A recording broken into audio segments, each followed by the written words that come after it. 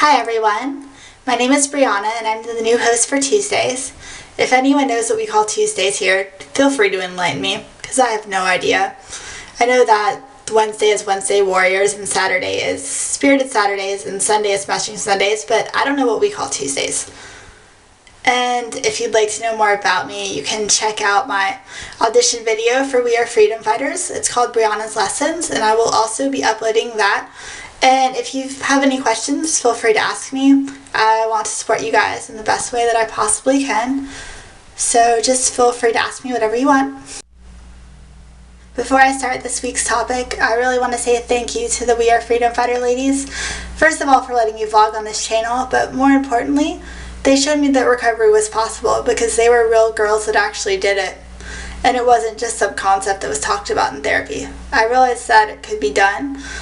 And they really helped me along the way. All of their amazing support really inspired me and really allowed me to realize that I could do it.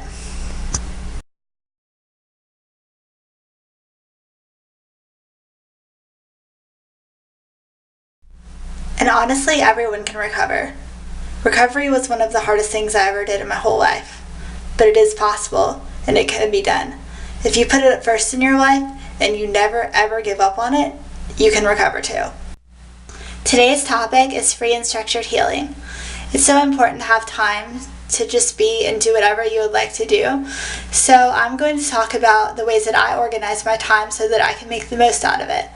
I work a retail job in which our schedule isn't known. It varies from week to week and from day to day. So I often don't know what my schedule is going to be until that schedule comes out. So because my schedule can be really disorganized, it's really important that I stay organized.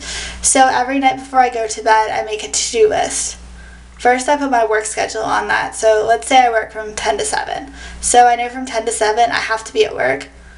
And then next, I write things that I would like to do, like hang out with my boyfriend, or see a friend, or watch a certain TV show, or get my nails done.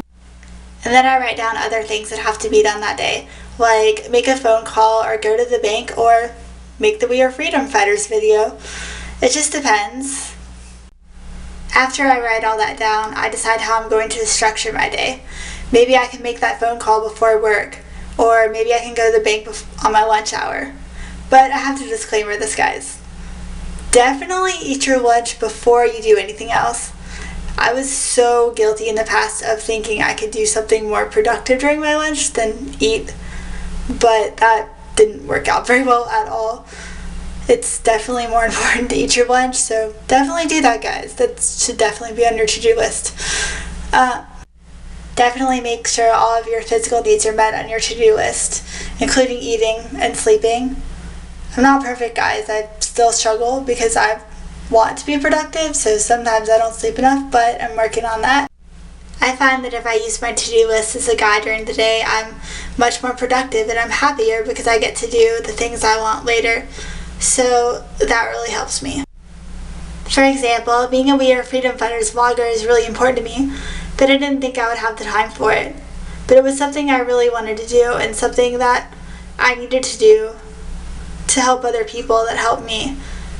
So I decided to make time for it, and it really helps me a lot because I don't really like my job, but now I get to vlog and help you, so that's a job too. And it really makes me feel good about myself to be able to help other people, and that's part of self-nurturing. Make sure you're doing something that makes you feel good about yourself and makes you enjoy your life, because we only have one of those. So I definitely try to do something like that every day. And I love hanging out with my friends, so I make sure I have time for that. And hang out with my boyfriend, and I try as much as I can to stay connected to other people. Find something that you like to do, that you're passionate about. I know that doing things that fulfilled me and made me happy helped me overcome my eating disorder because they gave me an identity outside of it and helped me figure out who I was. For example, I love to sing, so I take voice lessons. It's really important to do things that make us happy so that we can grow as people. And it's not selfish to put yourself first sometimes. We all need times to ourselves so that we can help other people. If you're tired and don't feel like going out after work, don't. Or if you need time just to sit in front of the TV and watch whatever show you want, definitely do that. I'm not telling you guys not to be a good friend, but sometimes we have to set boundaries around that. I've had several friends call me really early in the morning or really late at night, and I've stayed up to talk to them. And so I didn't get enough sleep, and when I got home from work, I would be so tired that I'd be unable to do anything else. Or I would get really mad at them and not be able to tell them. Even my therapist has a boundary around that, and honestly it really helps me remember my boundaries.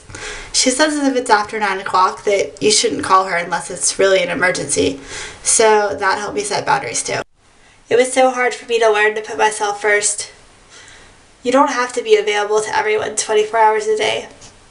You can answer the phone call or look at the email later.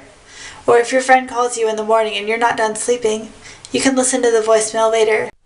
When I started to recover, I realized that I always tried to please people because I didn't really like myself.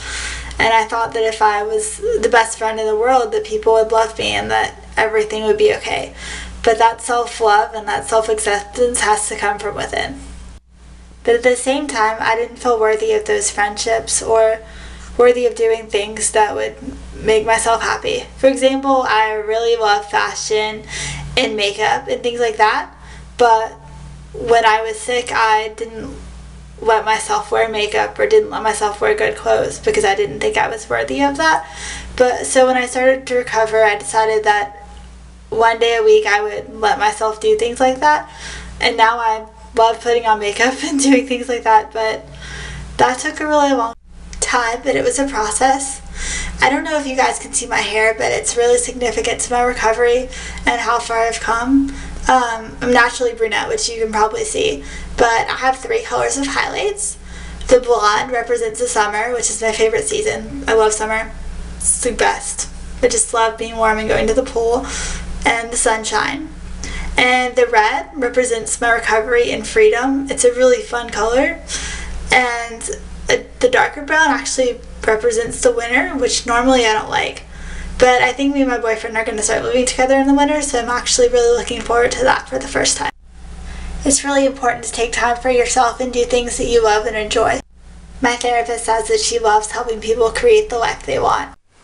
I hope these suggestions were helpful.